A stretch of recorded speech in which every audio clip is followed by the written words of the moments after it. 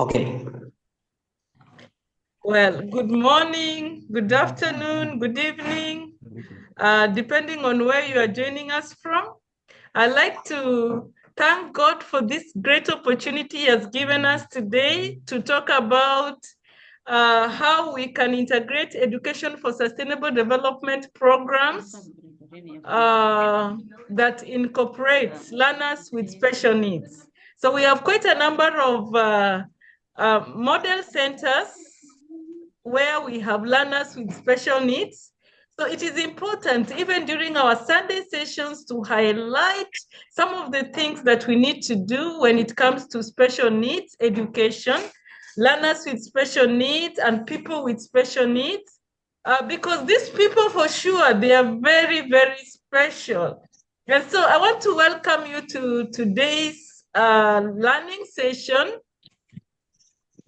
And before we get into it, allow me to request Jane Kabiro to unmute her mic and put us before the Lord. Then we get started.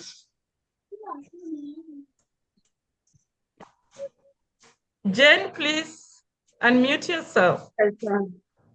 I've unmuted myself. Hello, everyone. Hello. Hello.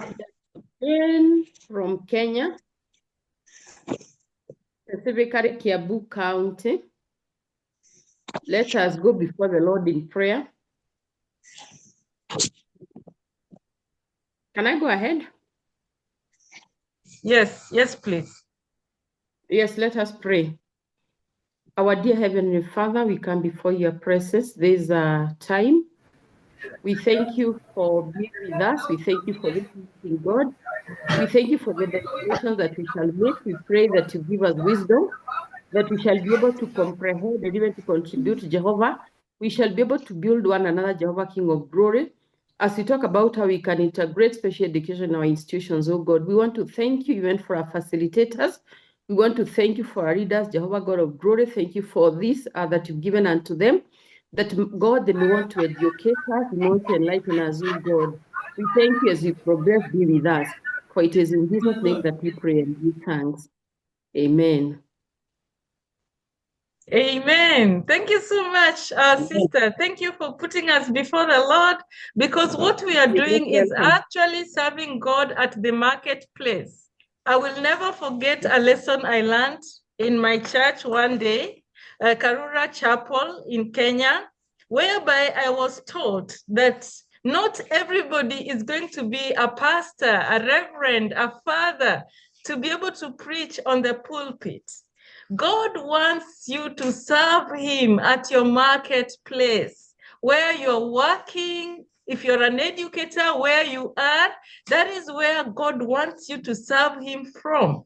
And so God has given us this platform so that we can serve him, to let people get to know that even as we are human beings, we are one, we are children of God, we are supposed to collaborate, we are supposed to relate well, we are supposed to support one another, we are supposed to learn from one another and learn new things and be able to move on with life in a very simple and easy way.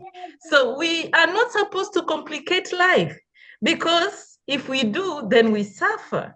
And so before I can continue, let me request Father, you had a story for us. I'm so excited that you have a story for us.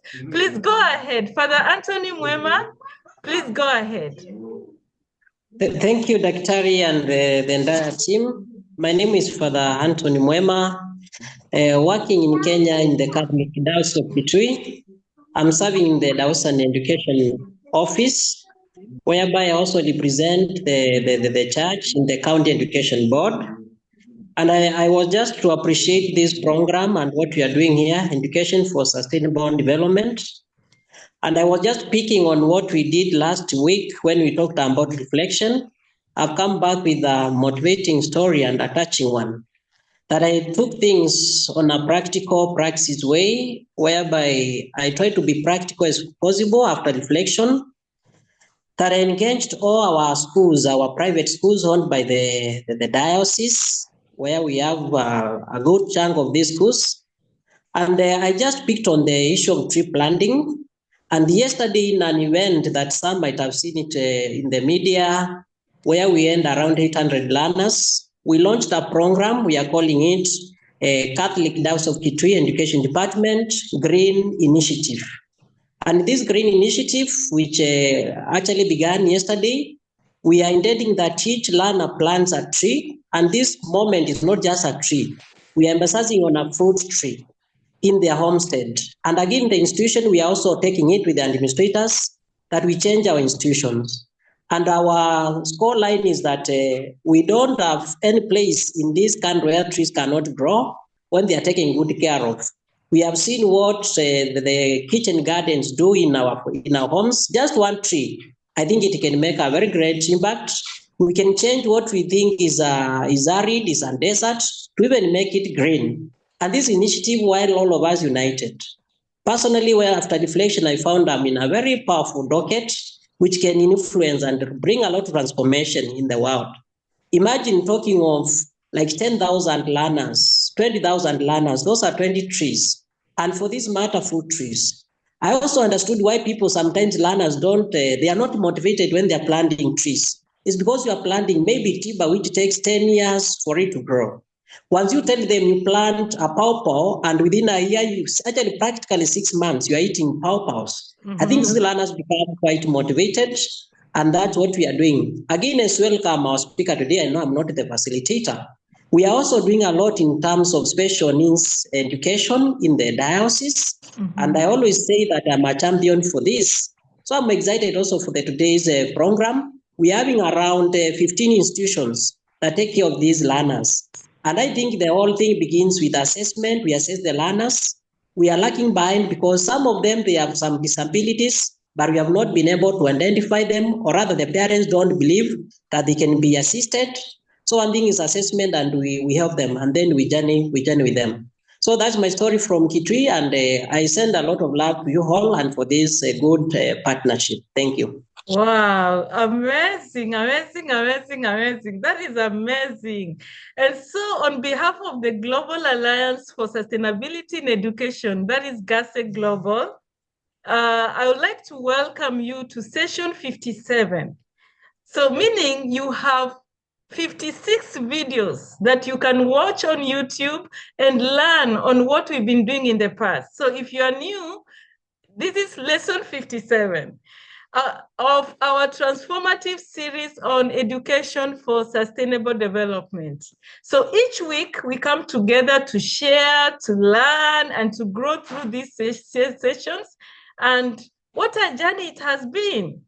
ESD is more than a concept. Remember, I've always said education for sustainable development is a way of life. And now it is a movement. It is a global movement, a call to action, a lens through which we can reimagine our education systems to foster critical thinking, environmental stewardship, social inclusion, and community responsibility.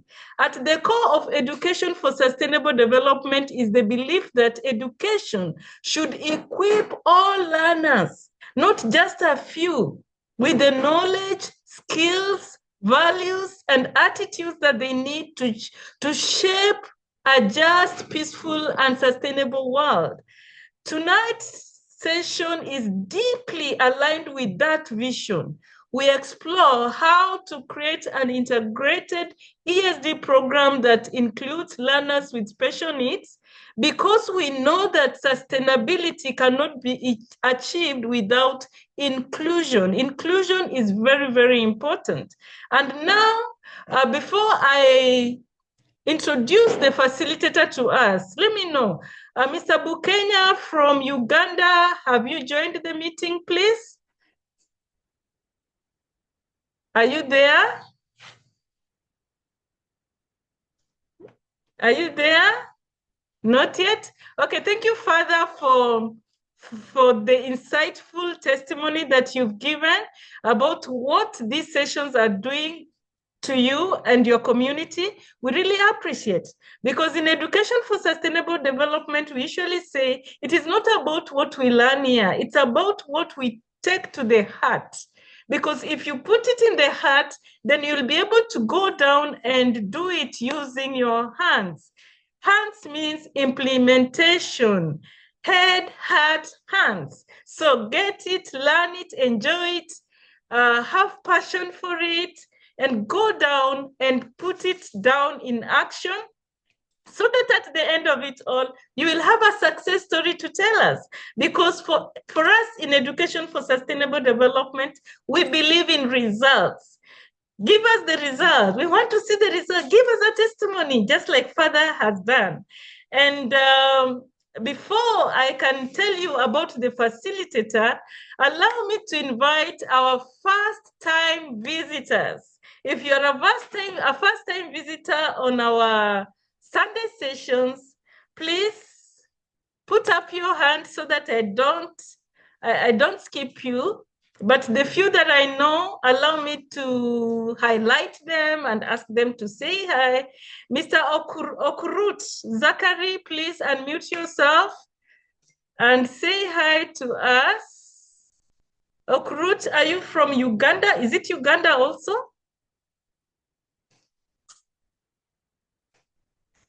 Or are you from Kenya? Just speak. You're unmuted. Okay, as we wait for Zachary to speak to us, to say hi, let me invite my friend Lubna Dajani. Please unmute yourself and say hi. Hi. Hello. Hello. Hi, everyone. I'm so happy to be here. Thank you so much for inviting me. I was so happy to listen to what he was saying, especially about inclusion of special needs children. I say most of us are ordinary people, but some of us are extraordinary, rather than just neurodivergent. So thank you so much for having me here. I don't take too much more time. I'm just hoping to hear more about if we are doing something for World Autism Day in celebration. I would be honored to support any activity you're doing. Thank you so much for having me here. I'm so happy to have met you. So where are you coming from? Where are you joining us from? I'm right now, I'm in New York. New York. Thank you so much. Thank you so much for joining us. Yeah, another special guest I'd like to request to say hi to us. I know it's not his first time, but it could be second or third time. Khaled Hamed, please say hi to us. Yes, hello everyone. I'm so sorry. I'm Khaled Hamid. I'm calling from Cairo, Egypt. It's far away. Now we have actually now it's 6:50 p.m. And we have all the time of Ramadan. That's very crowded for us. But I'm so it's my honor to be here with you, Dr. Christine. You have amazing program you have. I care about your programs, actually. I'm so appreciate you. Thank you for that. And also I still working for my project to support for all Africa. I'm never stop, Dr. Christine. It's my pleasure to share that in future. Thank you. I need your support, please. Thank you. Awesome. We will walk together this journey. Dr. Esther from Nigeria, please say hi to us. Good evening, all. Good evening. Nice to be here in this wonderful forum. Nice to be here in this wonderful forum. It's been a learning section all the time. The word I have this evening for all is don't assume you know it all. Don't ever assume you know it all. Giving your time to learning section, there's always something to learn in value addition. Let's open our mind and ensure we take from every facilitator that appear in this forum, because there is just one thing to learn. I will not forget the counsel my late father gave me when I was young.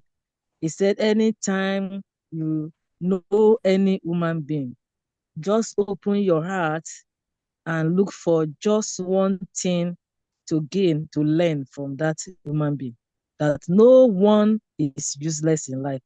Oh. So Dr. Christy, thank you so much. Thank you for what you are doing. Thank you for the impact you are making in this generation.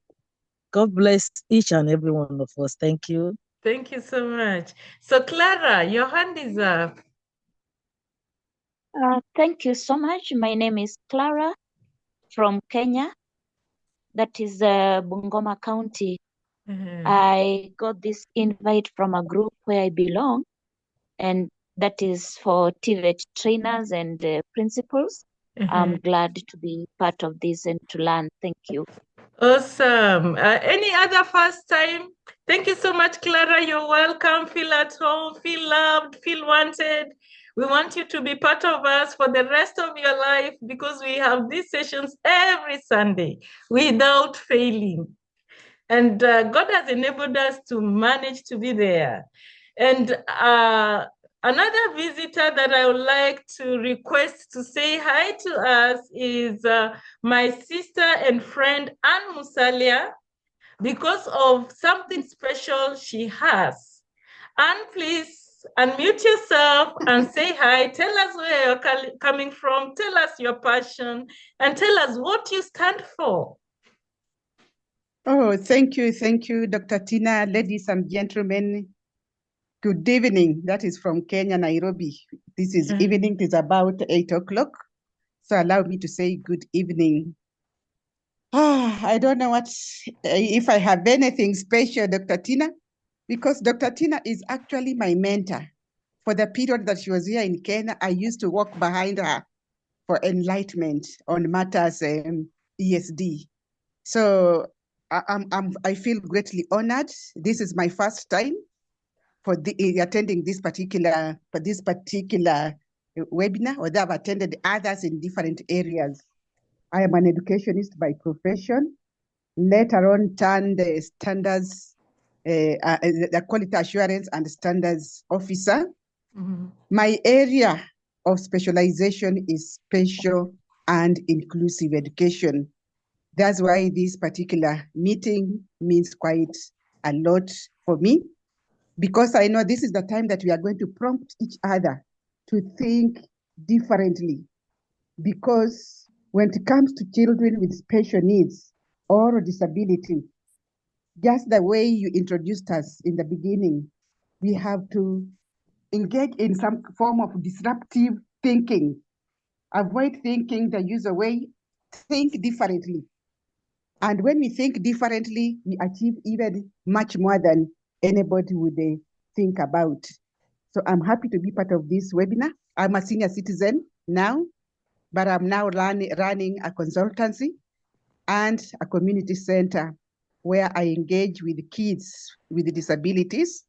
I do physiotherapy, I do occupational therapy, I do speech training, and I don't do that in isolation. I do that as an important component of quality assurance, because we cannot really talk about quality education for a learner with special needs or disabilities without giving the prerequisite services that they need in order to be comfortable in the classroom and to be able to learn like everybody else. So that is what I do at my center currently. My center is in Nairobi. And my main objective is educational support. How do we support a child with disabilities to access quality education? You must give the essential services that they need for them to be able to access education. If it is a child with autism, for example, who has no speech and is in a regular class, because anyway in Kenya, our policy is our sector policy is inclusive. So for that child to be able to access quality education, you must take them aside, train them, give them speech training, or at least let them undergo some form of language and communication. Then with that, they can be able to interact with every other child in a regular class. The same applies to other kids who have maybe they have cerebral palsy, and physiotherapy is very essential for them, regular physiotherapy, because if they have their nerves, if their muscles are conjunctivated, they are in pain, and you have them in the classroom, they'll not be able to learn. But once you put them through regular physiotherapy, regular exercises, when they get to the class, then they're at the same level, almost the same level with everybody else, and they can be able to access quality education. So that is the center that I'm running in Nairobi. I'm hoping that it will be a model center whereby we can have learners with disabilities or any other special needs begin from such centers, then they progress to the classroom. And you continue giving them that support within the classroom, individualized education support, so that at the end of the day, we can talk about access to quality education by all, without any reservations. Thank you very much, Tina. I've taken too long. I'm so grateful, Dr. for this Thank time. you so much, Anne. You know, I'm going to give you a platform. You talked to us for 2 good hours. So thank you for giving us that eyes to know that there is something good coming. We will want to listen to your success story. We will want to thank God with you, because as we say, retiring from public service does not mean you are tired. It is the time now that you need to start making a difference in your community. Thank you very much, Anne. And now, because there are so many people here, I wanted to request to say hi to us. Jane Kabiru, you are a first timer. Please just say hi, tell us where you are coming from, and then I will invite the facilitator, please. Unmute yourself. Yes, thank you. This is my first time to get into the program. I am from Kenya. I am a principal in a girls' school. And what I've loved about this, the little that I've had, is about inclusive education. As I am in a regular school, but I've tried to integrate learners with special need. We don't turn them away, for 2 reasons: that I believe that inequality of human beings. Number 2, being a mother of a differently abled child, I feel that they need to be given equal chances if it is possible. So what I've done in my line of duty is that as I put up the school, I try to ensure that it is friendly to the people with special needs. I've also tried to accept those that I know have special needs that I can deal with. I have a schizophrenia case, I have a physical disability. I also have students who suffer from, I don't know what I would call them, but they are slow in catching up. But I try to include them because I know that it is not the success of a certificate that makes a human being. So I'm an advocate of inclusive education, even in our schools, so that we give these learners an equal chance, if it is possible, for them to be able to feel normal, to be able to feel accepted. So I know that I'm going to learn a lot. I am open to learning. And I want to thank even Father for that insight, showing us that there is more that we can do. I've also adopted his example in my school, where anytime we are planting trees, we have purposed to plant fruit trees. And I borrowed this from Professor Mugeda of Kenyatta University, where I went through education, that she talked about planting fruit trees, so that even if someone steals, they have added nutrition. So that is what I teach my girls, that we shall plant fruits. We can eat them together, but I know that even if they're eaten in secret, the girl is benefiting. Thank you so much. I hope to learn more. Awesome, awesome, awesome. Merab, you're going to speak. Philip, you're going to speak. Angelica, you're going to speak. Can you allow me to invite our facilitator, please? Merab, I know you have a lot. Merab, okay, Merab, your hand has been up for a long time. It's okay, just say hi. Unmute yourself, unmute yourself. Unmute. Yes. Thank you very much, Daktari. I'm calling from Kajiado, Kenya. And this subject really interests me because I am a trained teacher in inclusive learning. And what has really made me happy is that the government right now is very interested in the people with special needs. In the last few weeks in Kajiado County, over almost 50 teachers have participated in learning about inclusion and why it's important to have inclusion in schools. And I thought that was an amazing thing that the government is doing. And last week, where I teach the CSO, who takes charge of special needs, came to where I teach, and they were able to assess some students. And it was good to be part of this because we are trying to build units. There are so many offers that the Kenya government has for special needs children. It's just that the parents are not aware, and the stigma that has been there for children with special needs has taken them back. But I was so happy that it was possible to have the officer to come and talk about it. And even as we talk about special needs, Christine, you're aware that I work with infants. And even in that area, it becomes important to be able to identify noting that these children might be having special needs goes a long way in trying to support children with special needs. So thank you very much. And I'm looking forward to this presentation. Awesome. Thank you so much. Thank you so much, Merab. And now allow me to introduce our exceptional guest speaker, a man whose life and work embody the principles of education for sustainable development. Mr. Bukenya Martin is a distinguished public health specialist and a visionary leader from Uganda.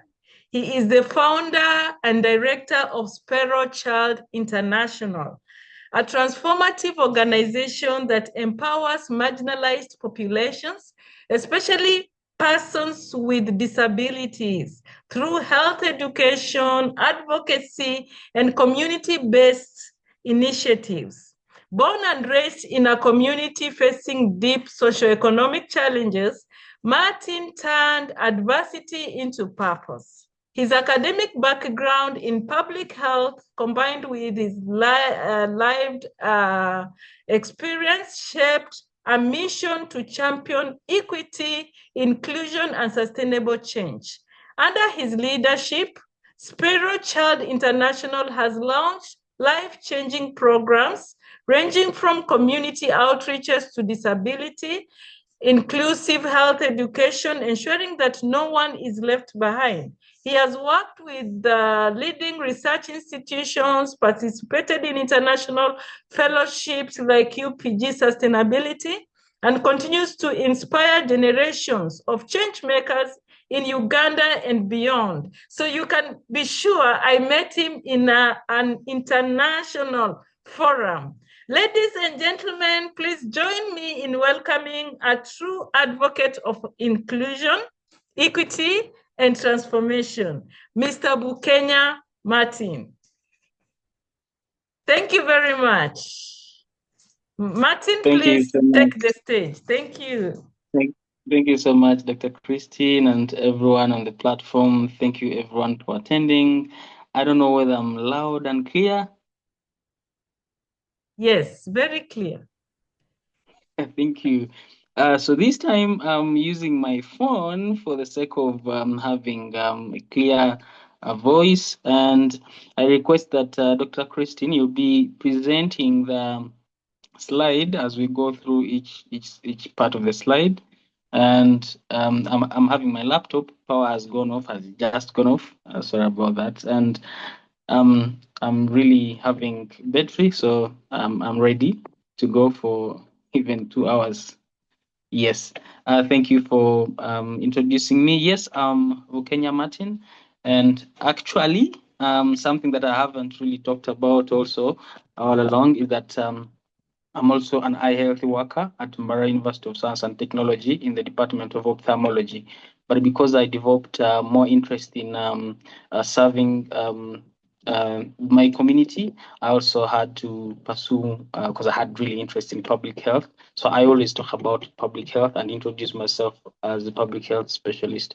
But also I'm an eye health worker at Mbarara University of Science and Technology, working on different research projects that are affiliated with London School of Hygiene and Tropical Medicine. And we are doing amazing work. An overview, like a highlight on that. Basically, we deal with cornea ulcers. For those who have come across anyone who has a cornea ulcer or a wound on the cornea, which is very, very painful. So this project started in 2017.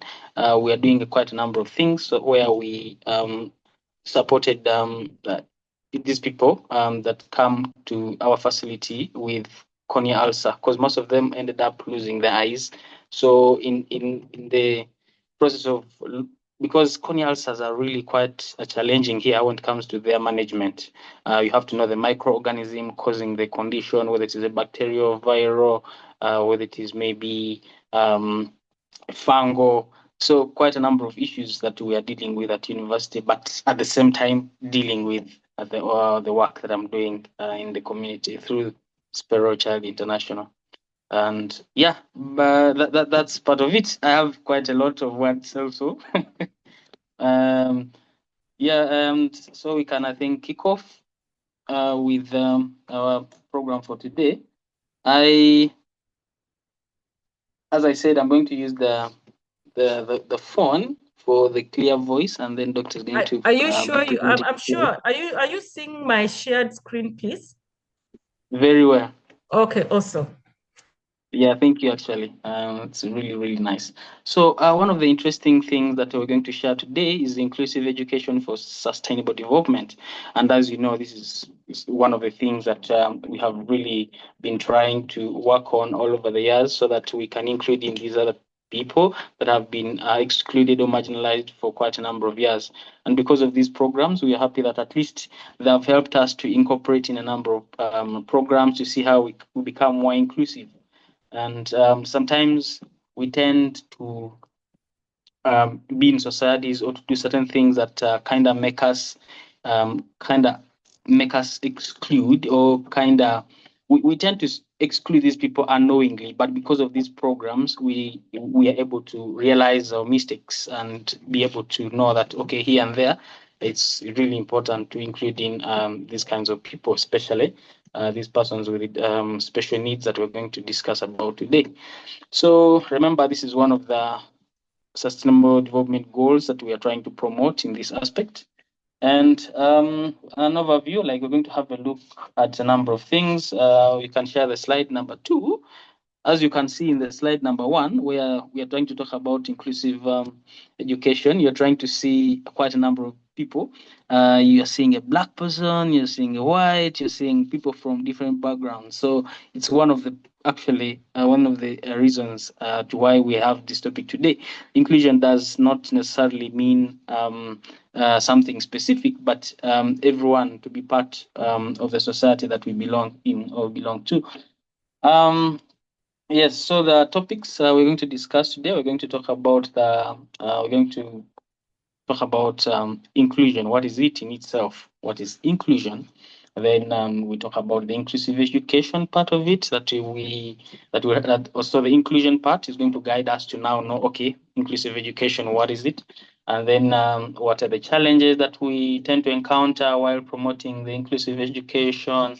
And also the importances of inclusive education. These importances are the ones that will really guide us as people, so that at times we tend to really, as I said, we tend to forget that we have to be inclusive. And I've always preached it, that inclusive, meaning inclusion, starts in our own homes. And I will talk about that later on. And then you're going to talk about the strategies for promoting inclusive education. And then from there, maybe I know some of you have already shared some of the some few things. I joined, and some people are really talking about quite a number of things. And I'm so happy that at least most of you have the experience and you have the knowledge. And I'm so proud that at least I'm part of people that at least know what they're doing, and I'm proud of that. So we shall also share our experiences, and then we conclude and call it the day. Yes, you can share the next slide.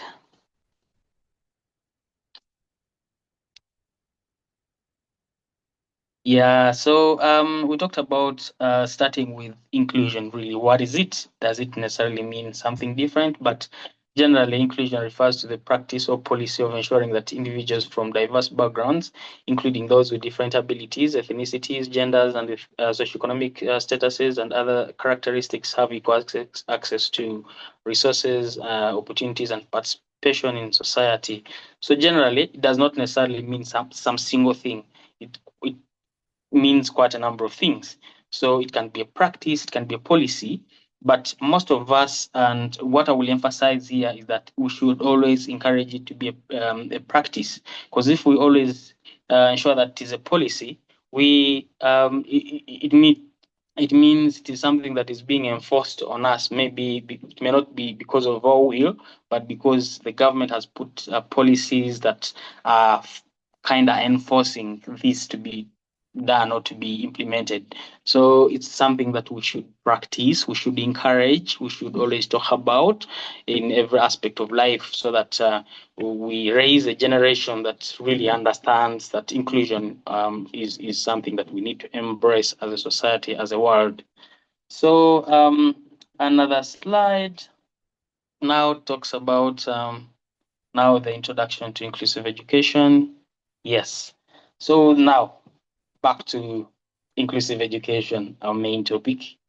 Inclusive education is an educational philosophy and a practice that aims to ensure that all students, in this regard, we're talking about the children, but in practice, it applies everywhere to students, pupils, regardless of their abilities, disabilities, and backgrounds, have equal access to learning opportunities and educational environments. So basically, the whole aim of educational of inclusive education is to ensure that everyone has access to learning opportunities and educational environments. Yes. So maybe a hint on that very part. When you talk about the learning opportunities, we realize that, of course, most of us who have been through this, I grew up actually knowing that I really didn't know much about disability or special needs during my childhood, until later on when I realized that we had a few students. One was blind, another one was physically abled. Was a special need with a physical impairment, I would say. Sometimes I don't like using the word like disabled, but in this aspect, we can use it. Yeah, let's use it, but let's call these people differently abled, special needs, so that we really don't inflict trauma to them and also cause things that would maybe harm them for life. So because some of the things we speak in our lives can create a negative impact in these people's lives. Remember, what you say now may either save a life or kill a life, depending on how you say it. So basically that's it. Then point number 2, the fourth slide. Is it the fourth slide? This is the fifth slide. Yes. Yes. Now we have really understood that inclusive. Sorry, I don't know what's going on here. I have to have my laptop, so maybe someone has muted me, please. I don't want an echo to appear there.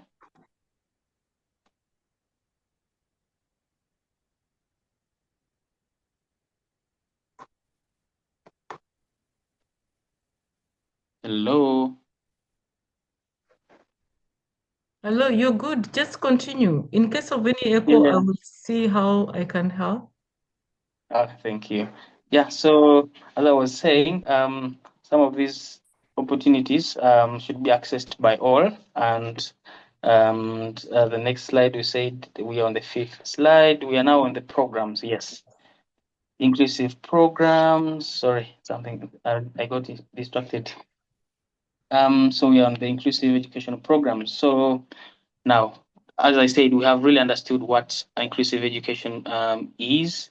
Now, there are certain programs that are designed to ensure that inclusive education is implemented, is put in place so that each and everyone has access to all educational opportunities and materials.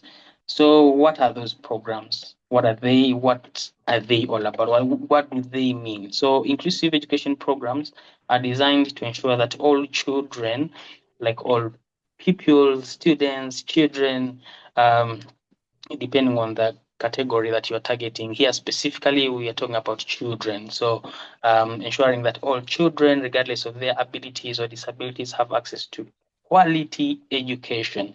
I will actually underline the word quality education in a supportive environment. So that is one, that's the meaning of the inclusive education programs.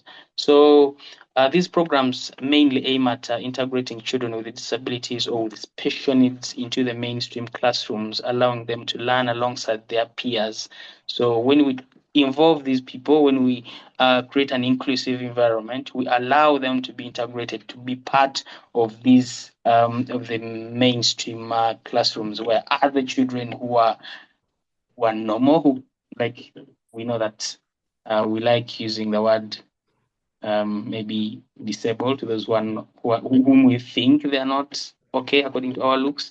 But these programs mainly aim at ensuring that these children who are differently abled have the same opportunity to access the mainstream classrooms and allowing them to learn alongside their peers. So this philosophy, or this whole thing behind inclusive education, is rooted in the belief that every child has the right to education, and that diversity enriches the learning experiences for everyone involved. So this is all about embracing inclusion to ensure that every child who is differently abled has access to every learning material, to the learning environment, and thrive in their educational journey. Yes, another slide. Yes, so by fostering or by ensuring that these programs are put in place, an inclusive, for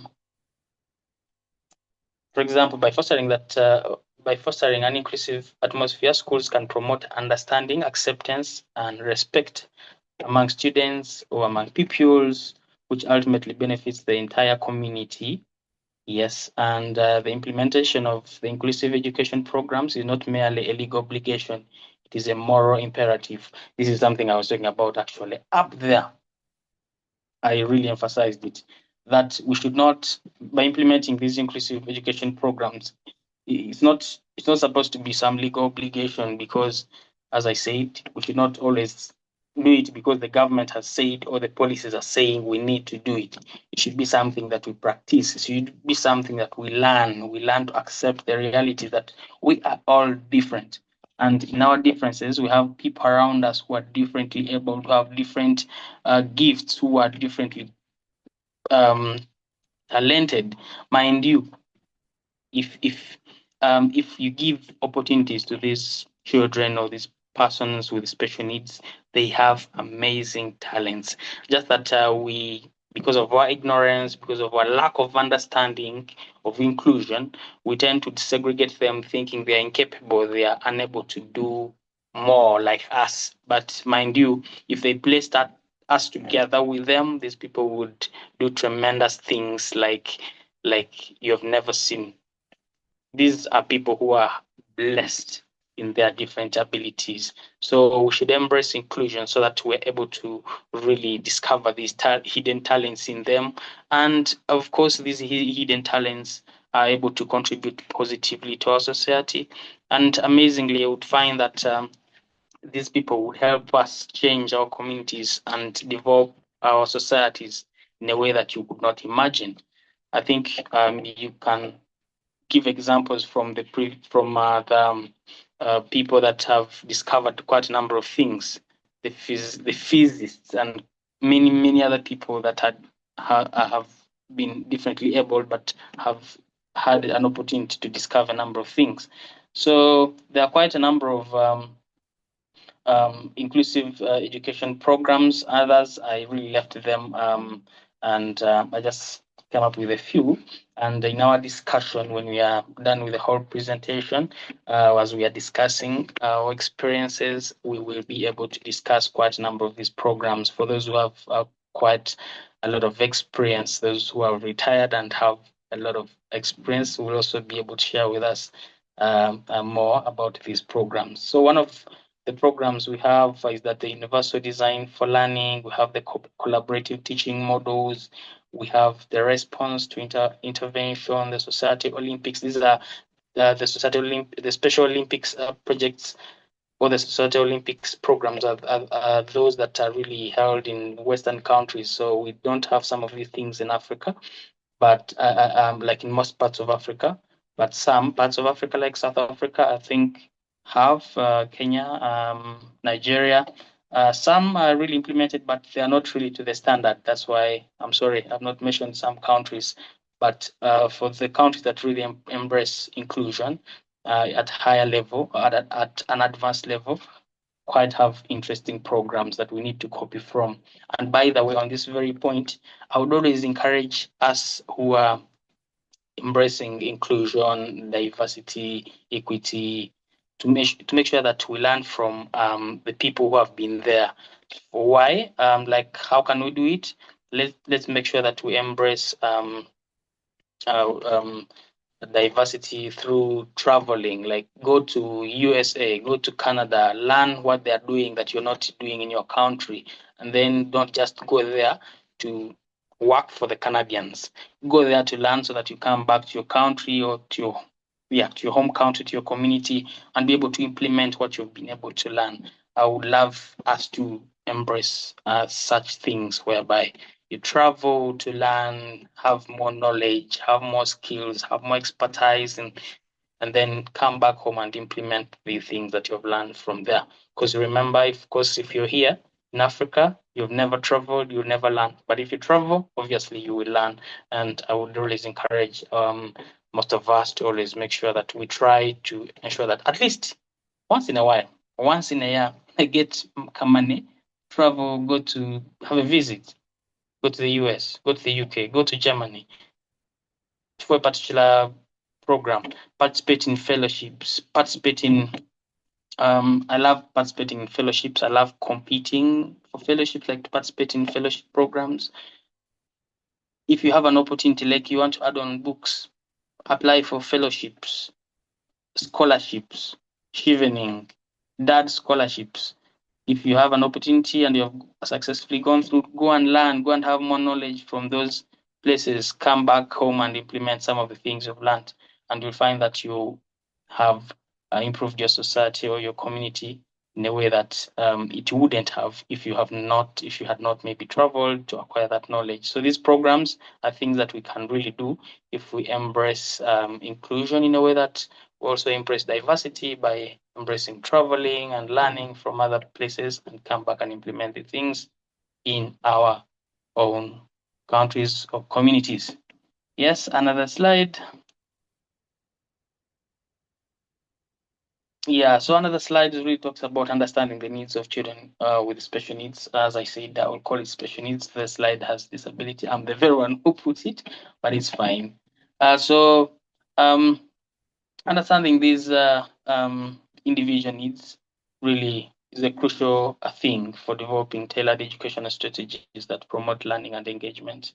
So once we have learned these things, once we have learned that inclusive education really is a necessity or is very crucial, it will really help us to promote learning and engage societies or communities as we promote this program or the initiatives that aim at promoting inclusion.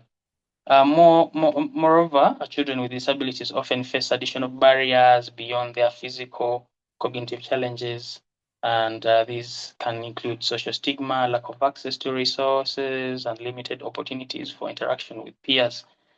We understand that really these children with special needs or these differently abled children tend to face quite a number of barriers, which is very true in our society. When it comes to physical, we understand that most of them are always abused. Recently, we visited a certain family, and there's a child who has a condition called osteogenesis imperfecta or brittle bones, and we currently have a program called the digital storytelling. We are raising awareness through digital storytelling, so we had gone there to do that. So we realized that one day when the child was playing, because they are conscious with him playing with the peers, because the peers can easily break her bones. Someone passed by, and there was a neighbor that was known, passed by and just all of a sudden threw some word and said, "Look at this lame boy, what are you doing here?" So this thing really hurt this young boy, and he went and reported to the mom. And when we visited the boy, the mom narrated to us what had happened to the boy and how it hurt him by someone saying, "Look at this lame boy, what are you doing here? Go back home." So, which is really, really painful. And it's really, really bad. So as I said, we should be mindful of the words we use when we have these children. The most crucial stage is that childhood stage, when the child is still young. Those are the ages where someone can easily grasp something that will never be forgotten. That age of 4, 8, 7, 10, 9, those are stages where you have to be really conscious with the words you use or that you throw around. So then some the physical, we have just talked about the physical and the cognitive challenges. Of course, some of these children have cognitive challenges. Some may have maybe mental form of impairment that they will require quite some good time to be able to cope up with other peers. So we just have to understand these differences in their abilities or in their impairment, so that we are able to approach them in every, so that we're able to approach them accordingly. So some of so it is saying that these can include social stigma, lack of access to resources, and limited opportunities for interaction with the peers. Yes, I talked about this as well, though I didn't really talk much. So the social stigma comes from the people talking bad about, like, the words we throw around can cause the stigma. And of course, what will the mother feel like when someone has talked such a kind of things about her son, saying that, "Look at this lame boy." So the boy, of course, was hurt by being called lame. And now the mother was also hurt by the word that was thrown to her son. So these are the things that really, it's a cycle. Something you say has caused trauma to the child, the mother will tell the husband will tell, and then this becomes the whole issue around. So we really have to be really conscious about the things we are talking about in front of these people. Another slide.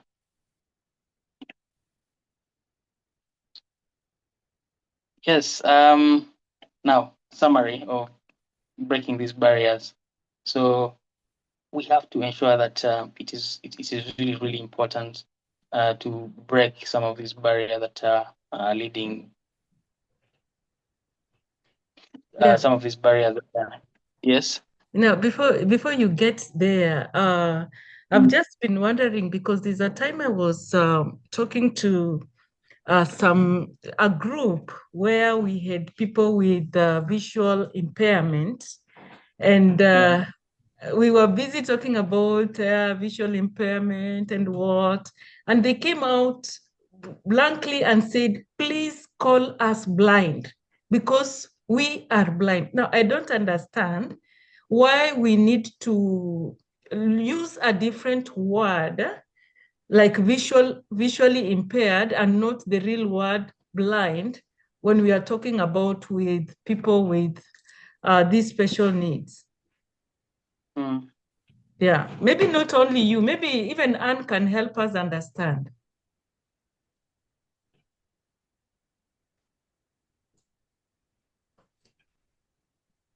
Or yeah, Lubna, please, Dajani, can you help us understand? Well, thank you. A wonderful presentation. I'm so grateful to be around such alignment. So thank you so much, by the way, Doctor, for including me. I'm so grateful to have been guided to meet you and for you to guide me to here, first of all. In terms of using terms like visually impaired rather than blind, right? That's the question? Yeah. Yeah, so it's interesting that the comment is coming from someone who's blind, and it makes sense because they can't see, but there are visual with their eyes. Mm-hmm. There are people who can see, but if I didn't have glasses, I would be ineffective practically because I can't read anything then at all. And I need my glasses for near and far. I didn't always, but I'm now. There are people who are much worse. Their eyesight is much worse than myself, who are legally blind, but they're not really. They're not blind in darkness. So maybe it's more. It's intended to have a broader scope. It may not be always appropriate, given the context. Okay. If you're speaking to people who are blind, but maybe there is a better word for it than visually impaired, considering the reaction. I don't know if that makes sense, but that's just the only thing I can think of off the top of my head to answer your question. Yeah, thank you. Thank you for your contribution. Thank you. Yeah. If I may make one more, I in thinking about neurodivergent or abled and disabled, I think of us as we're ordinary people. We're anything that falls into the bell curve, where we're measurable. But there are some of us that are extraordinary, who are neurodivergent, or autistic, because we're extraordinary at certain things. We just are different. So I like to think of disabilities as ordinary and extraordinary. Mm-hmm. So maybe we'll see if it catches. Thank you again. Thank you for the inclusion. Okay, thank you so much. Anne, you want to add? Yeah, thank you. I wanted to add the fact that it is those of us who are non-disabled who struggle so much trying to be kind to persons with disabilities by giving them names that look like they are kind. I'm a mother of a deaf boy also, and he always reminds me, Mom, I'm not hearing impaired. I am deaf. I belong to the deaf community, and I'm proud to be deaf because that is what God wants me to be. And I remember recently again in another meeting somewhere, we tried to introduce one of our senior legislators as he is a person living with disability. He stood up and told us, no, I'm not living with disability. I live with my wife and the children, but I have a disability. You see, so I think we need to, I think the persons with disabilities themselves don't mind being referred to by the name of their disability, as long as it is not accompanied by stigma. So I think it's those of us who are non-disabled who struggle so much to use what we think are kind words, but according to them, it is not a big deal. Thank you. Thank you so much. And when you will be sharing your story, we'll really want to see your son too. Thank you so much. If you don't mind, invite him to that session when you'll be sharing with us, Anne. It's okay. Thank you. Yeah, I know he's great. I know he actually deserves his own session, his own platform to talk to us. I will also give him a platform. Thank you so much. Okay, so our brother Bukenya. No, there is another hand. John Mwita, Sami, please. And then we go back to the facilitator to continue.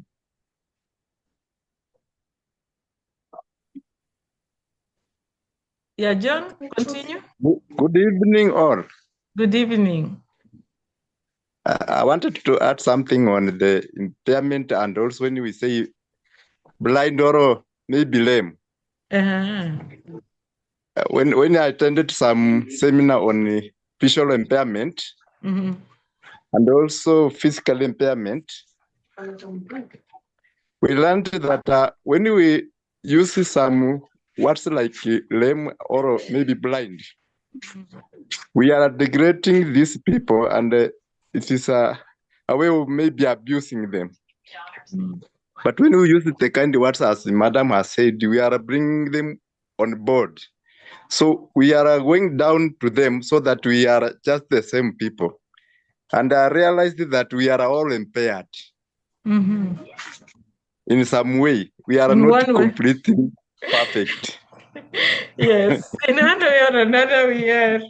Yeah, like people keep saying, is this doctor really normal? All the time talking. So you're right. We are all impaired. Thank you so that's much. when I realized. That's when I realized that we are supposed to have some kind of words to refer to them instead of now using those words which were being used a long time ago. Okay. So the word changing, and we have also to change and become a role model, and also to help them to understand that we are just a family. Okay. Yeah. Thank In other you. words, not unless they tell you, like they were telling me, just call us blind. Just use the middle, like the words that look like we are being kind. Thank you so much. Bukenya, please continue. Thank you very much. Thank you. Thank you so much for sharing, Charlie. Yeah, maybe I can also give a hint on blind impairment, which is really fine because I've come to realize that most of these people come up and be like, no, let's call me this, call me that, but it's fine. Let it come from them when you have tried to be kind to them.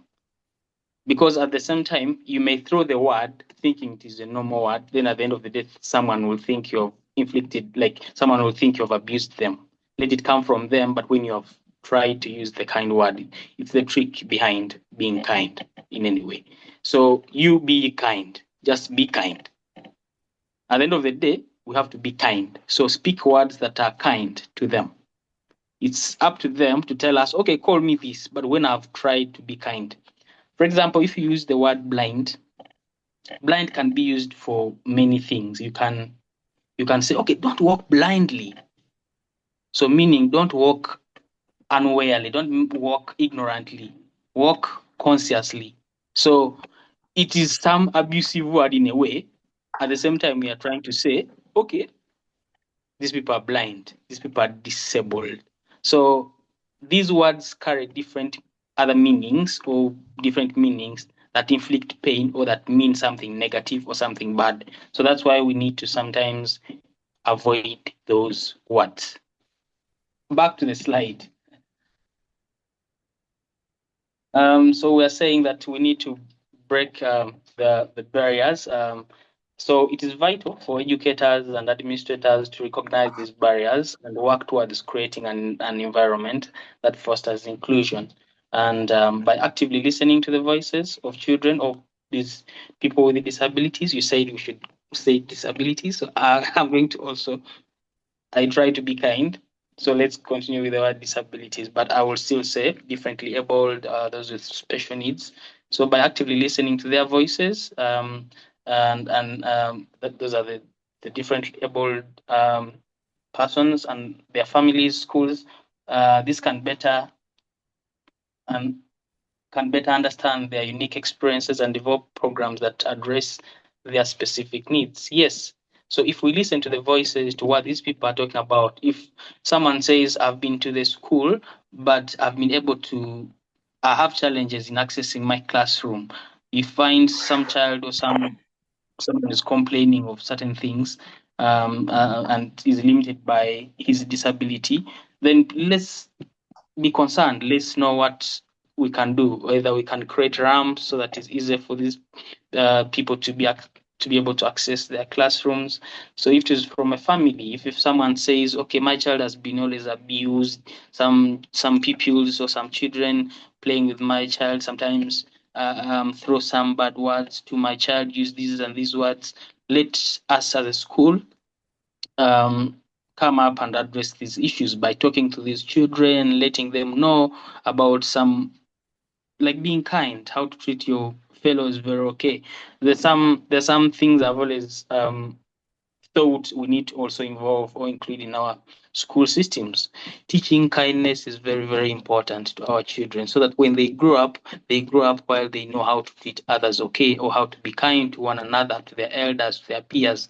So it is something that sometimes we see people behaving in certain ways. We don't know how the things came about. These are things that we have not trained our own kids. These are things that they have not been taught. So when they grow up, we expect them to change because they are old. Not being old is maturity or is some very special thing. You can grow up with no knowledge, with ignorance. So it's very, very key to ensure that these voices are addressed as early as possible, especially in primary schools where children are still very, very young, so that they grow up knowing that, okay, some of the things are not important, are not really good. So I need to behave like this. I need to treat my friends like this. I need to treat my peers like this. Yes. Another slide, Doc. Yes, so we are looking at creating an inclusive school environment. So what is it? What does it require? And of course, we have said quite a number of things. But when it comes to creating an inclusive school environment, it requires a number of things. It requires a comprehensive approach that involves not only educators or administrators, but also the broader community. So it does involve the whole entire community. It involves the parents, other different stakeholders, the local leaders, so that these things are well implemented and put in place, because we are all part of the society that has to be inclusive. So every person has to be put on board to ensure that some of these things are well implemented. So this can involve providing accessible facilities, promoting social inclusion, and offering support services that cater to the diverse needs of children with disabilities. Hence creating a more inclusive and supportive education system that allows all children to thrive and reach their full potential. As I said, as you can really see in the picture, children are all together, they're discussing different things, they're being guided by their teacher, who is trying to make sure that they're all in the proper line with what they're intended to do. So having such inclusive, like a conducive environment, which is inclusive, it really helps the children to thrive and reach their full potential. Yes, another slide. And also this also requires empowering children with disabilities. How do we empower them? Ultimately, the goal of inclusive education is to empower children with disabilities to take control of their learning and become active participants in the educational journey. So as it is, this is just direct point. I don't know how to even explain it. So the whole goal of inclusive education is to empower children with disabilities or with special needs or different able to take control of their learning and of their learning journey, or the learning, and become active participants in their educational journey. So by providing them with the necessary support and resources, we can help them build the confidence, they develop their skills and achieve their goals, leading to a more fulfilling and successful life, which is very, very, very, very true. So basically, I put my emphasis on providing the necessary support. So what is the support? The support and the resources. If we like I've always said, if we are constructing our facilities or constructing schools, everything we plan for must be inclusive. Actually, in Uganda, there's a child who has scored highly in the previous results for senior fours, and the child has physical disability. And the child has performed highly, but it is alleged, it is in news that the child has applied to certain school, but the school refused him, claiming they don't have the resources to support him. It is very, very painful. It is very, very bad. It is shameful. It's something that I don't know how to call it. Schools must learn to be inclusive. If a child can be able to use a wheelchair, and imagine this child uses a wheelchair. So if this child uses a wheelchair, the only thing he needs is accessing the classroom, being able to access the washrooms. And these are things that should be inclusive.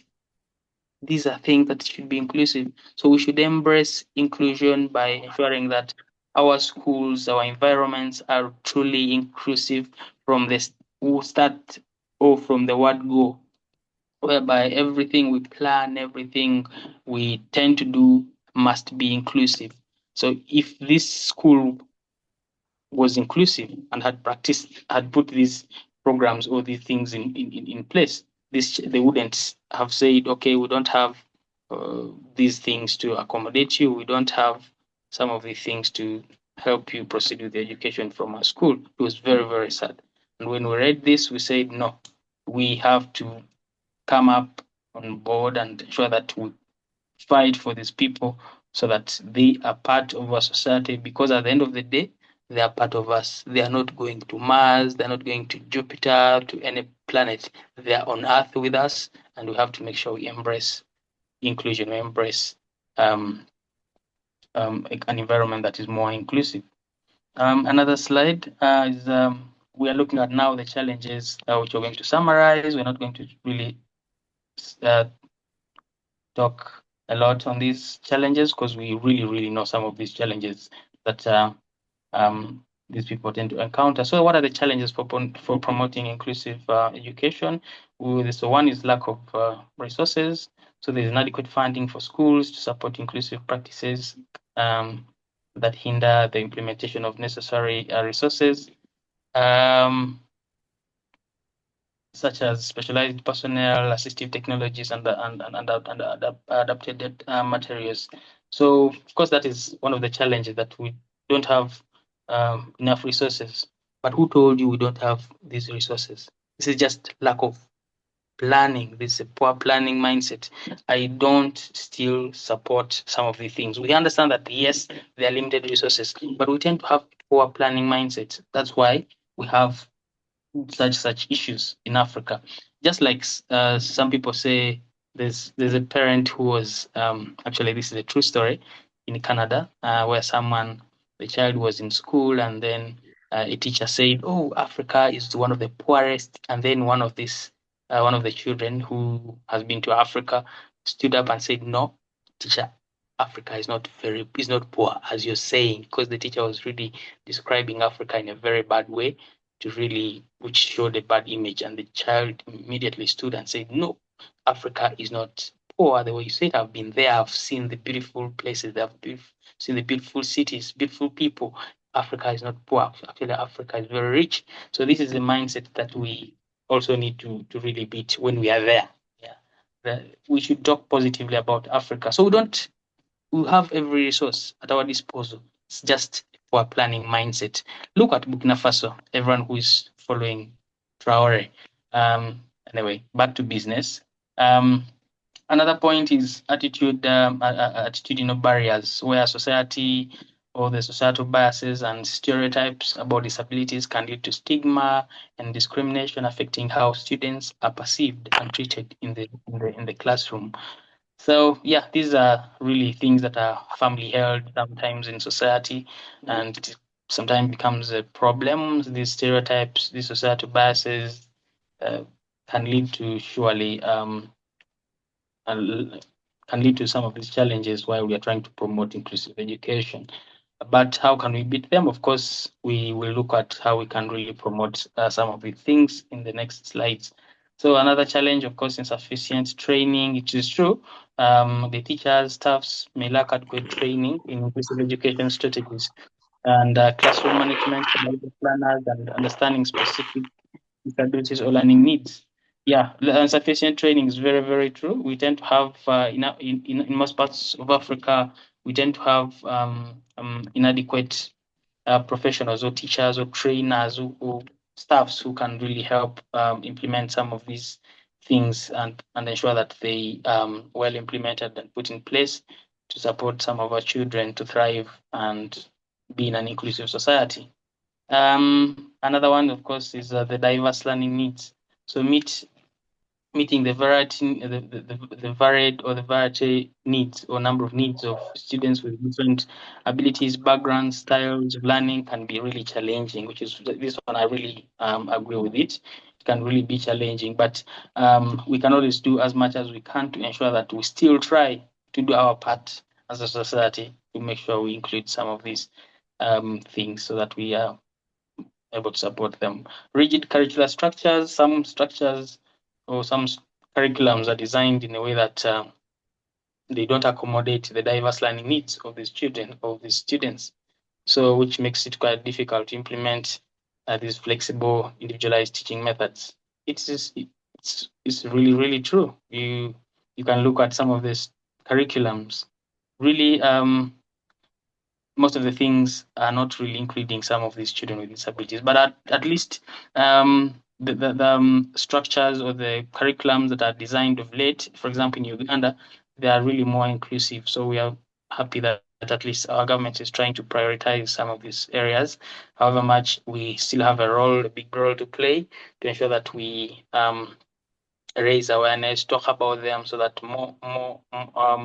most people or our people implement them in their respective capacities, for example, the schools and other places. But another point is the awareness and understanding. So there's often a lack of awareness or understanding of what inclusive education entails among educators, parents, and the community, which is very true. And that's why we need to come up and really clarify some of the things. What can they do?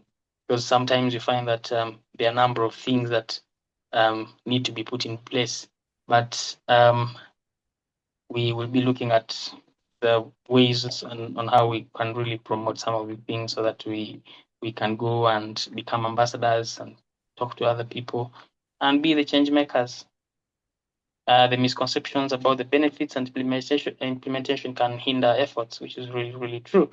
Another slide talks about the policies. Another slide.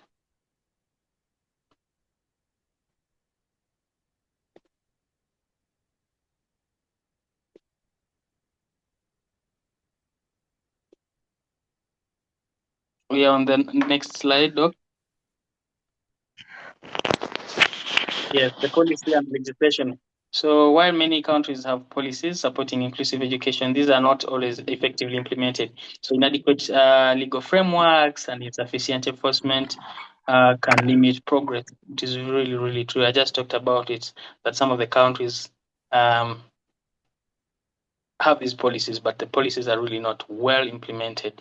And that is our role as young leaders, as people who are as visionaries, so that we can be able to go down there, let people know about some of the things.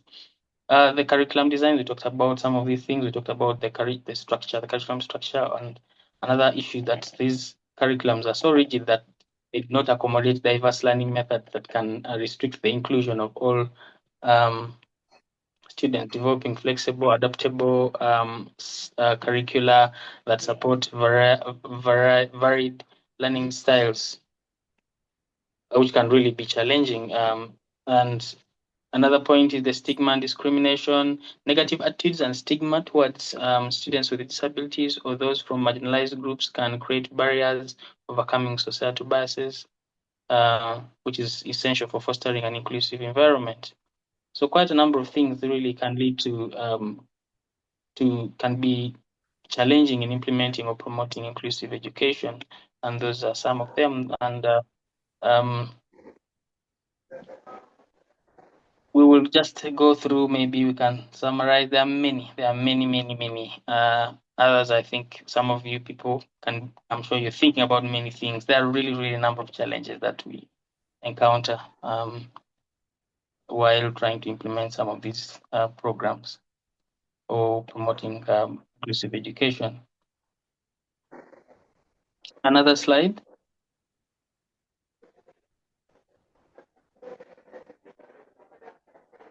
Yes, another slide. Yes, another challenge is collaboration.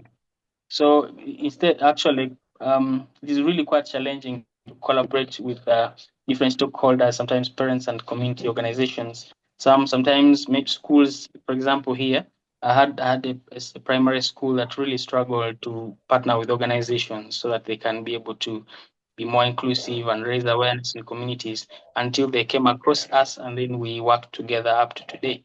We are working together. So collaboration is one of the challenges that most people tend to face, but it is also something that we need to embrace by ensuring that we identify those people, work together with them. It is both a challenge and also can be some way of promoting. So the classroom environments are really a problem, as we said. Parental involvement. Sometimes parents are so rigid that because they tend to come from marginalized communities, so it can be quite difficult to involve them in the mainstream inclusive environments. But it is all right to come down and then talk to them, let them know about some of the importances of ensuring that we promote an inclusive society or school environment so that they're aware and support all the programs. So cultural sensitivity is also another challenge. Transition support. What do I mean by transition support? Of course, students with disabilities or those from marginalized groups often face challenges when transitioning between educational stages. It is very true. Remember, these children have different abilities, so it is a struggle. It's not easy to transition from one stage to another. So it requires a lot of effort, a lot of patience to ensure that we support these people to transition from one stage to another. Especially, for example, we'll talk about maybe children with cerebral palsy, children with autism. They tend to really take, even those with learning difficulties. So it takes quite a number of patience to really be able to transition from one stage to another, which is also another challenge. So it's a challenge because it requires a lot of patience. It requires skilled people who really need to handle such children, and it's something that really sometimes becomes a bit hard for some schools to really implement in their schools. Yes, another. Yes, thank you. So we have looked at the challenges, yes, but why is it really key or important to really ensure that we have an inclusive environment or a school, an inclusive education? So, of course, it will help us to promote equity and equality. So, inclusive education helps us to promote equity by ensuring that all students, regardless of their abilities, backgrounds, have access to quality education, which really can help us to bridge the gap between different socioeconomic and cultural groups. So we need to really embrace this because it helps us to promote equity and equality. There's diversity appreciation. Yes, I love diversity. I love diversity. So diversity appreciation, an inclusive education system fosters an appreciation for diversity among students. So what does it do? It helps in teaching them to respect and value differences, which can lead to greater social cohesion and understanding in a multicultural society. I really love diversity. That's why I've even emphasized that we should not be in one. We should, as visionaries, as young leaders, as people who are intending to change their communities, we should not be in one place. We should travel. We should embrace diversity, have different knowledge from different people, just like we are now. People are in Canada, people are in Kenya, people are in Uganda, and we are learning from each other. This is one way of learning from one another. So embracing diversity is really, really important in ensuring that we create an inclusive education and also in other aspects of life. Another importance is the social development. So inclusive education also allows students with diverse needs and backgrounds to interact and also collaborate with one another. So this kind of interaction surely helps develop social skills, empathy, and a sense of belonging, which are actually very vital, essential for personal development. So another good reason for inclusive education, or why we should promote inclusive education, is that it has academic benefits. So in previous researches, or if you can really research, so research has also proven that inclusive education can benefit all students academically. So when students learn alongside their peers with diverse abilities, they can develop critical thinking skills and learn to approach problems from different perspectives. This is very, very, very important. For example, I would say if I'm in a class with someone who is blind or who's visually impaired, is struggling to look at the blackboard or the chalkboard, they are trying to look at some letters, but they're struggling. And this one is maybe blind, is using brailles. But we are in the same environment by trying to read some of the same things. It actually kind of clicks in my mind to be able to think about these people. How can we help them be more like we tend to develop mindset of trying to develop solutions. So it kind of creates a critical thinking ability within us when we have such people around us. And that's why it is very, very important. But without such, we will always think everything is okay as long as we don't have as long as we don't embrace inclusion and have these people on board and embrace inclusion in a way. Another importance is support for individuals, support for individual needs. So inclusive education recognizes that each student or each pupil, each child has a unique need and learning styles. So by providing tailored support and resources, educators can help all students thrive academically and socially. So another point, it also reduces the stigma. Obviously, inclusive education helps reduce the stigma, which is kind of associated with the disabilities or learning differences. It also helps in preparation of real-world interactions. So an inclusive educational environment prepares students, pupils, or children for life beyond school. And this is very, very, very key. I love this. How? So where they will encounter diverse individuals in their personal and professional lives. So, for example, you find you work after school, you have graduated, God has blessed you, you have got a job, and then you reach a workplace, you find, oh, you have a colleague who is using a wheelchair, you have a colleague who is having a visual impairment, you have a colleague who is blind. What will come to your mind? What will you think of? Obviously, you will think of what you've learned, what you've experienced, and you have a mindset of, oh, this person needs a ramp, whereby maybe the person needs to access the room. We need maybe to put a lift where this person has to access one stair to another if it is a storage building. So these are things that can help us embrace inclusion in the long run. And in mind you, this is something that I love most because it creates a lifelong impact where someone will have this kind of mindset throughout life. They will have to learn or treat their peers in a very good manner for life, and also will teach others in the whole journey of life. Another importance is enhanced teacher skills. So inclusive education challenges teachers to develop new teaching strategies and adaptabilities, which is very, very true.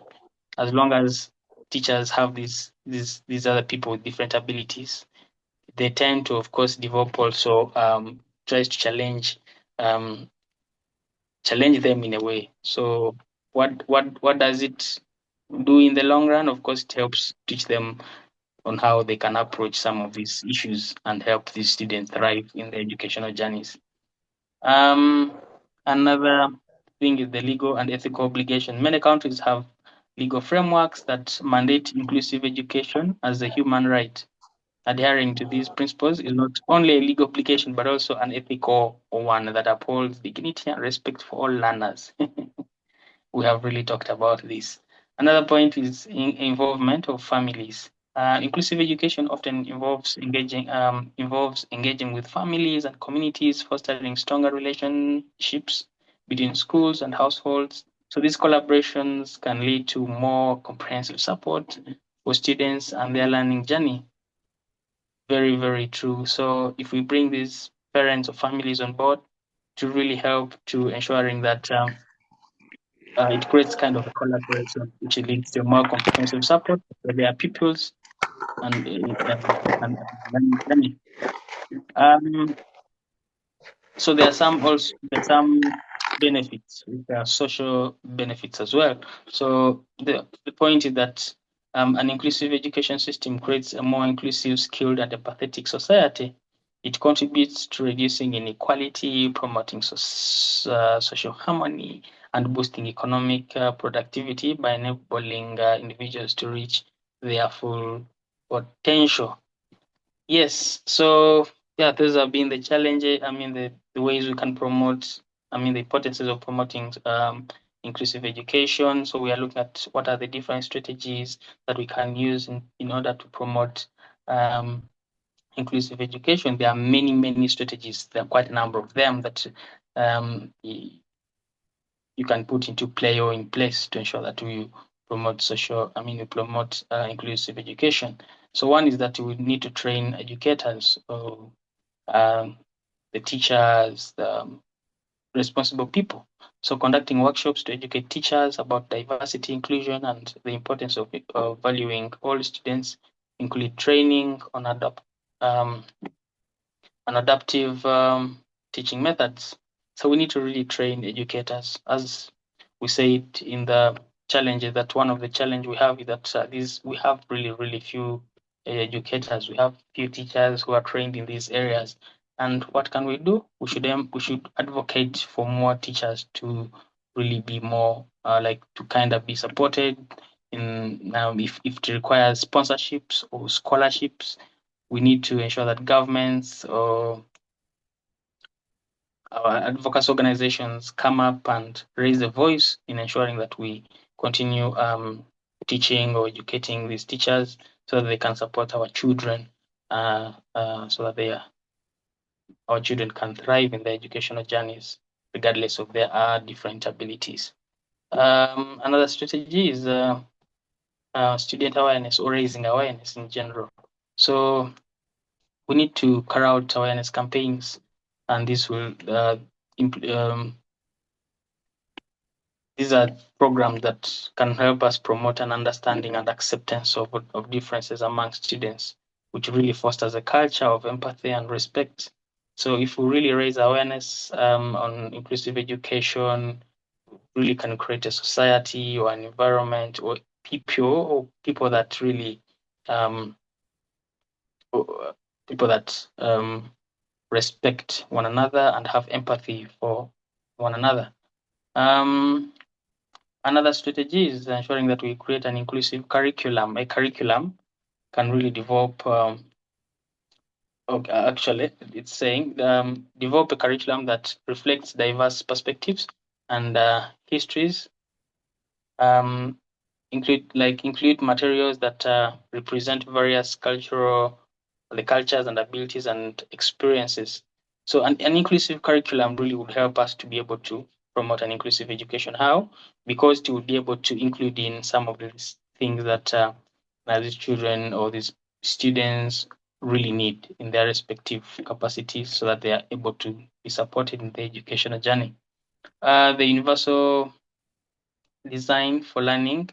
So implementing this is also can help us create accessible learning environments that accommodate different learning styles and needs.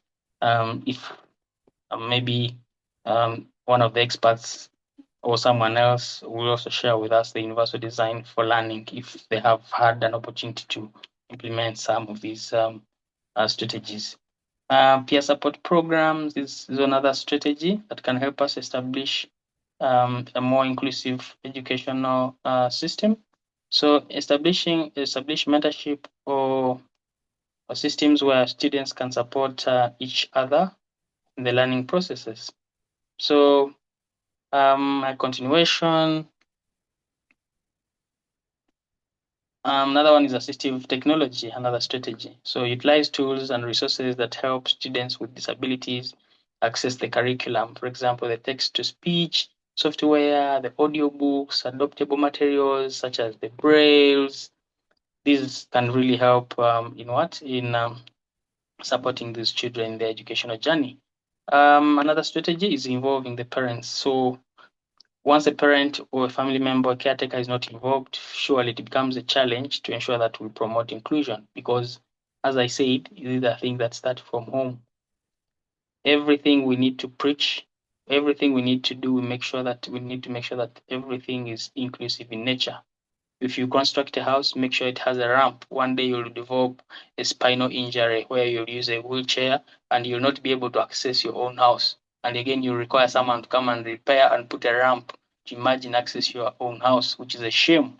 We need to learn to be inclusive even in our own houses. If you have a washroom, try to make sure that you put some supportive materials or some supportive, I would call it some support, so whereby in case maybe someone who is differently abled needs to access your washroom, they're able to access it fully, not having problems with accessing it. Another point, another strategy for promoting inclusive education is community partnerships. So collaborating with the local organizations and services that can provide support, resources, and expertise in promoting inclusive education. So we need to, one of the strategies is really community partnerships. So I would say maybe kind of wants to relate with the involving the parents. So community partnerships is really, really key in ensuring that we create an inclusive education. Another point is promote inclusive policies.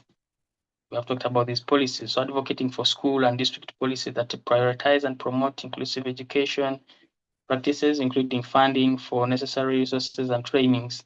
So we need to really promote inclusive policies as a strategy to promote inclusive education. Another strategy is set inclusive goals or the inclusion goals.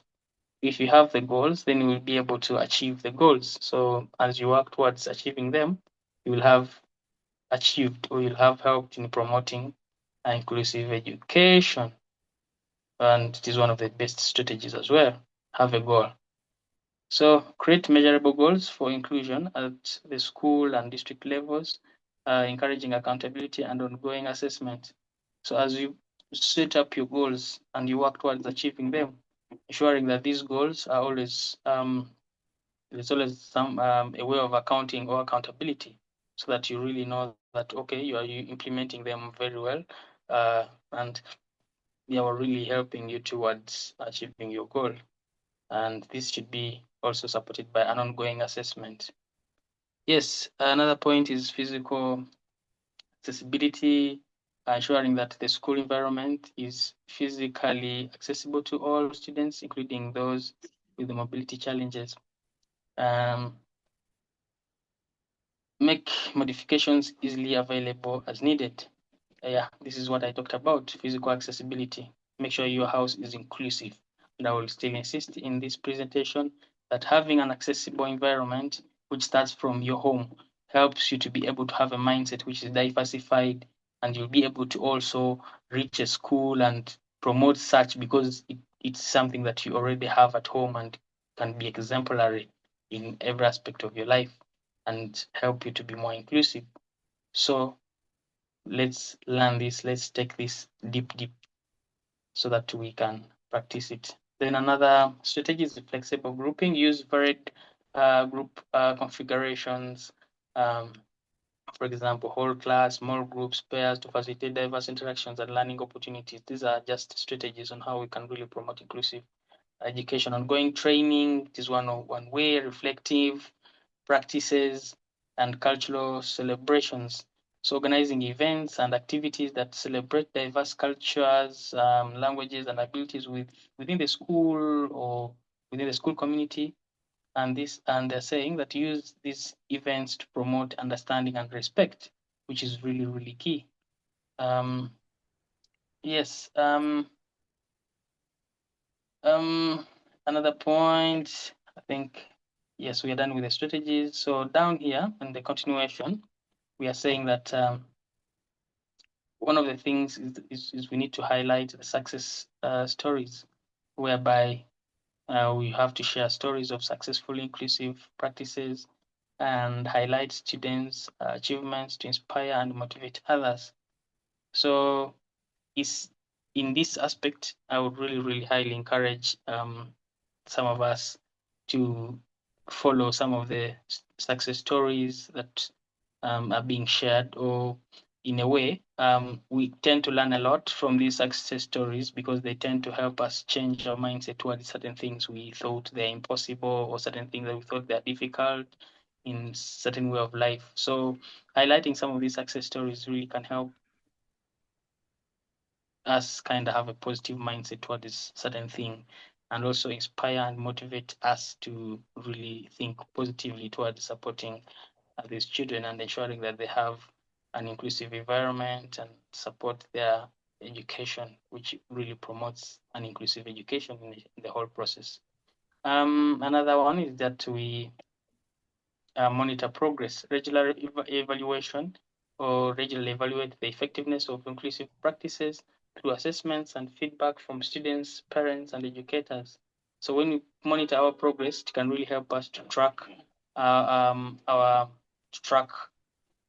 every step that we are taking, and help us to be able to, understand that we are on the track.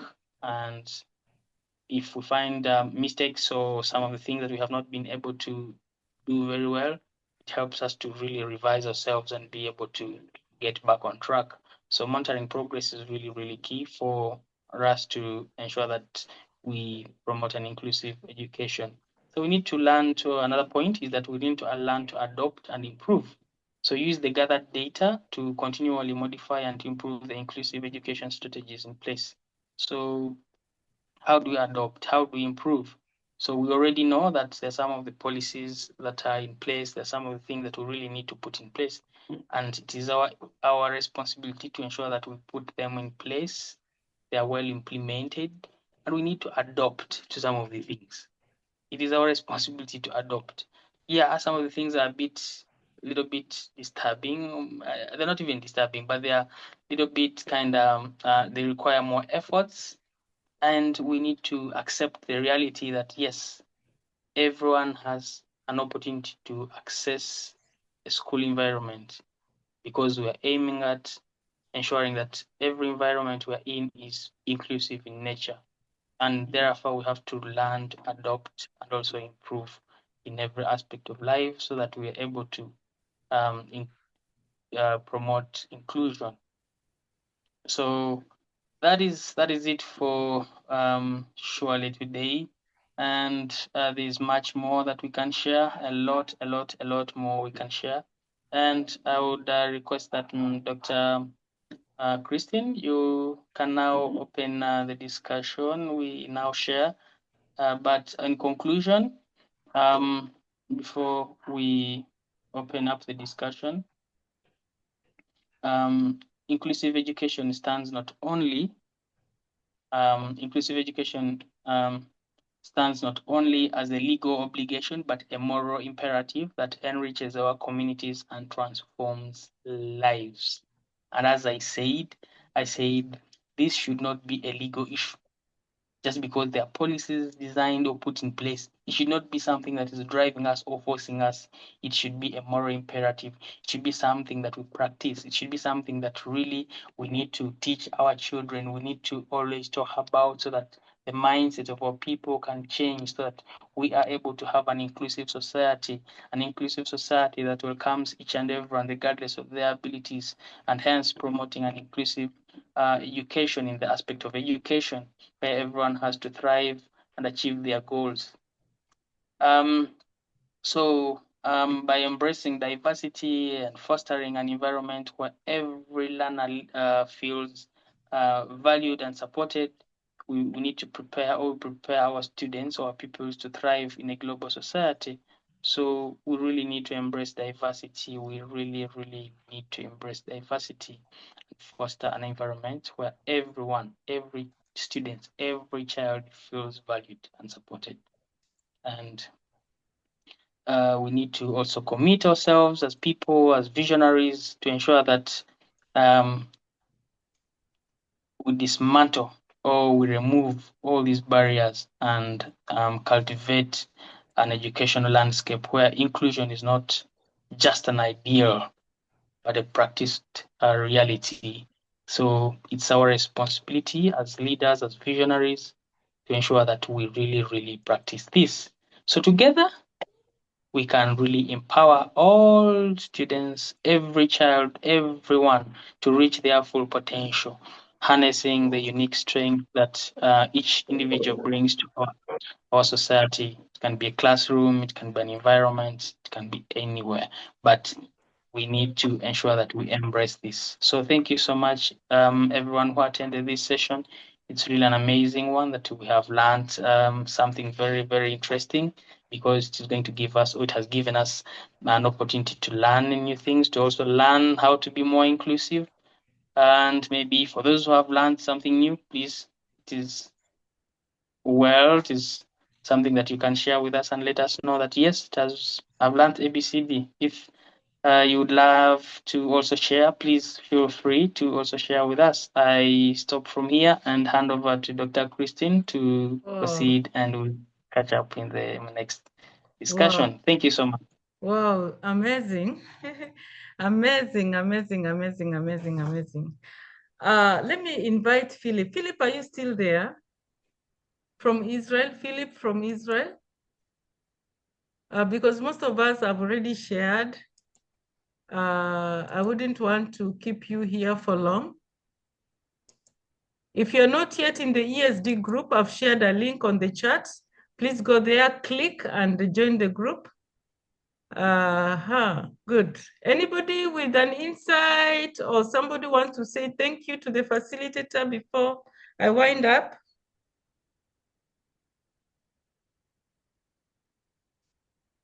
Anybody wants to say something? Have you been inspired? Have you learned something? What have you learned? Patrick Mzungu, we will be sharing your story very soon. Those who are in the ESD group, you were able to see a clip that was sent by Philip from Israel about the success story of Patrick Mzungu in Mombasa when it comes to social needs education. So please, if you've not watched the video, go there and watch the video. Daniela Adhiambo, your hand is up. Go ahead. Yes, good evening, good morning, good afternoon, depending on where you are. Okay, thank you so much, the speaker, very insightful. So I just had a question. One is about the names given to the special need teachers, because you find that different schools come up with different names. So I just wanted to know which are specific names can we give them. So I've come across, I think there are two. There are two. So we have the special need teacher. Some people are calling them itinerant or peripatetic. Some are calling them minders. So which are the specific names can we call them? Wow. And is it... Continue. Is it right to give them different names depending on the institution? Also, there's a school that I heard them calling them Senko. So I'm a bit confused. And since we have the expert, maybe can help me understand. Then the next one is also about the question that you raised, that they call themselves, just call me, I'm a blind or I'm deaf. So I had a scenario where I came across a special need institution, and then there's a parent who came to look for a school for the child. So I was in the the front office by then, and then I was trying to help the parents, like to market the school, welcome, and this, and then she was kind of want to know, what do you mean by inclusion? Because I think this school is for special need. Then I told her that is what we are now doing. We want to do inclusion. The school tend to lose more kids because they were dealing with the special need children. Then after they have improved, they tend to integrate them to normal schools, depending on their advantage or the improvement. So they thought of getting a center where they can do inclusion, because it depends also which school have you integrated the children. Some tend to regress. So when I was explaining to the parent, she was a bit defensive, and she was violent. When I used the word, we are going to incorporate the special need and the other learners. And she was like, okay, the other one, why are you calling this one special? The other one are not special. So I even got confused. So which word can we use, and how can we approach? Then the third question, how can we help these parents who are in denial? Yep. Yes, I'm a teacher, but maybe I'm not a trained or specialized teacher, but a teacher is a teacher. With the experience, you can identify a special learner. And nowadays it's very common, especially the emotion side. Kids tend to have emotional problems. So as a teacher, how can I approach this? And how can I ensure that the parent who is in denial accept and help the child? Thank you. Thank you so much. Our time is up. Can I ask the team still online? Can we spend like 10 more minutes of yours so that we see if we can get the answers to these questions? I just want to see thumbs up or thumbs down. Then we see how to go about the whole thing. Yeah, thank you. Thank you so much. So Joshua, you want to give a response? I would advise those with questions can remain to ask. Meanwhile, those ones who are caught up by some other activities, they can be released. Thank you. Okay. Another thing we are going to do, we are going to carry on this discussion on the Education for Sustainable Development WhatsApp group. So from here, let's all go there. The questions, we are going to retype the questions, like the question that has been asked last, so that we can have the specialist on the platform to try and give us the responses, because there is so much when it comes to special needs education. And I would like to feature this for the next 2-3 weeks before we go to something else. So I will want to request all the experts of education for sustainable development in the line of special needs education, please. If you have the time, be free to share with us what you have. We want to listen to success stories. Now we have been taken through a whole session of what we need to do and how we need to go about all this.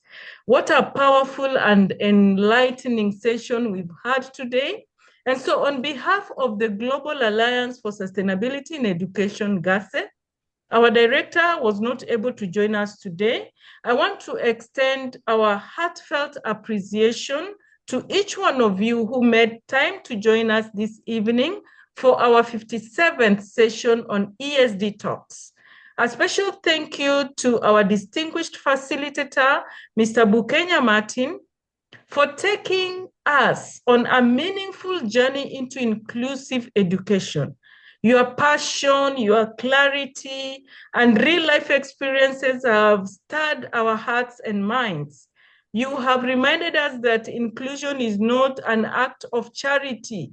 It is a practice of justice and a pillar of sustainability. You have shown us that every learner matters and that sustainable development must leave no one behind. To all the leaders, educators, champions of education for sustainable development here with us, your presence affirms our collective commitment to transforming education into a tool of empowerment for all, especially for those with special needs. We really appreciate you for joining us today. Let us take forward today's reflections with renewed commitment to ensure every learner has a place, every learner has a voice, every learner has a future in our education systems. Let us build classrooms that welcome, uplift, and adapt, spaces where every child can thrive and contribute to a better world. If you haven't already been invited to our WhatsApp group, we warmly invite you to join us, where these conversations continue, where ideas are shared, and where we build a stronger and more inclusive network across boards. Thank you again for your time, your presence, and your passion. Let us continue being catalysts for education for sustainable development in our communities and across the globe.